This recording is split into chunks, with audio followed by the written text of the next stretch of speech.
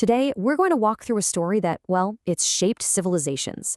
Our goal here is pretty simple. We're just going to follow the sequence of events, moment by moment, as they're recorded in just one source, the 23rd chapter of the Gospel of Luke. And it all starts with this one question, a single question. Pontius Pilate, the Roman governor, looks at the man standing before him, Jesus, and asks it. And the answer, well, it's brief, but it sets in motion an execution that's going to echo through history. I mean, the stakes here are just immense. This isn't just a discussion, it's a full-on legal and political showdown that ends with a death sentence. Okay, let's dive into this. All right, so our story kicks off in the court of the Roman authority. You've got the entire assembly of religious leaders, and they've brought Jesus to Pilate because they want a Roman judgment. And the accusations? They're all political. The assembly lays out three specific charges. First, they claim he's subverting the nation. Second, that he's telling people not to pay their taxes to Rome. And third, and this is the big one, that he's claiming to be a king, which is a direct challenge to Caesar's authority. So what happens next is this fascinating bit of, jurisdictional hot potato. Pilate hears Jesus is from Galilee, so he just sends him over to Herod, who's the ruler of that region and just happens to be in town.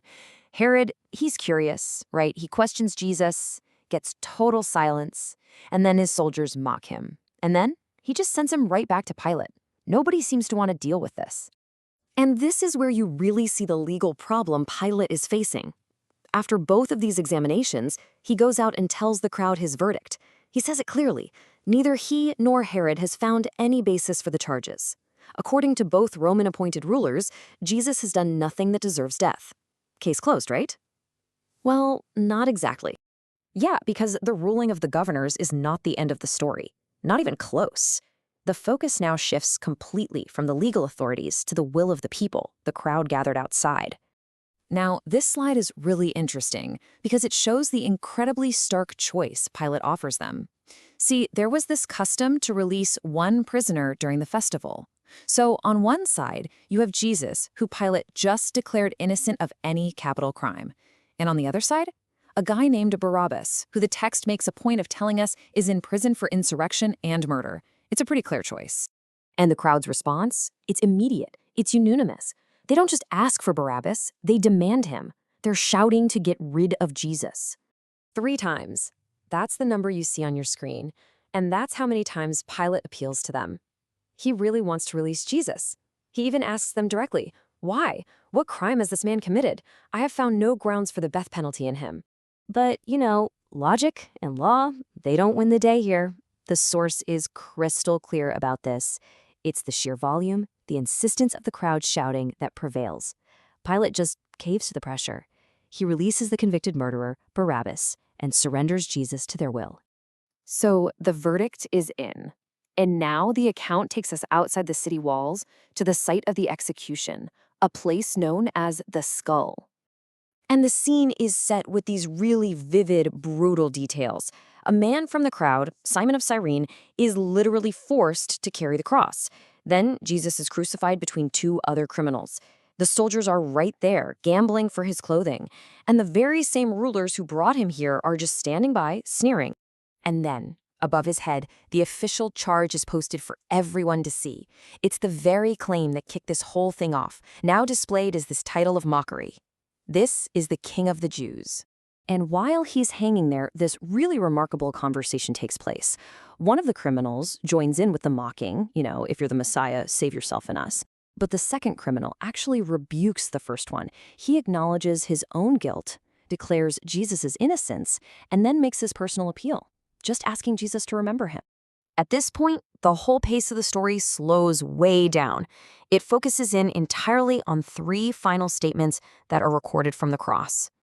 The first one is spoken over the very people who put him there, the soldiers, the rulers, the crowd, all of them who orchestrated his execution. The second is his direct answer to that criminal, the one who defended him. It's a promise of immediate salvation. And the third, the final statement, is a cry of surrender. And with those words, the text says, he breathed his last. But the story doesn't end with his death, not at all. The focus immediately shifts to what happens next, to the urgent matter of his burial before the Sabbath begins. The timeline here is really precise, and it's filled with these significant events. At noon, darkness just falls over the land for 3 hours. Then at 3 in the afternoon, Jesus dies. And the text notes this incredible event.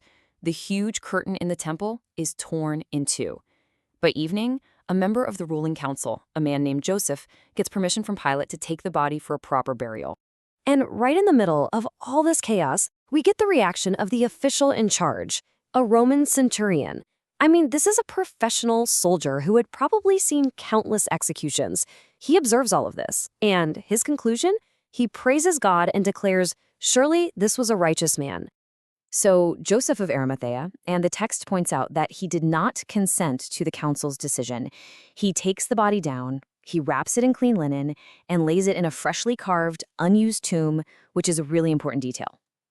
The women who had followed Jesus from Galilee, they watch all this happen. Then they go home to prepare spices, planning to return after the Sabbath.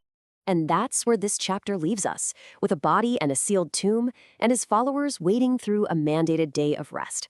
The whole narrative just pauses on this note of seeming finality and this profound uncertainty. It leaves the characters, and us really, asking the exact same question: what could possibly happen next?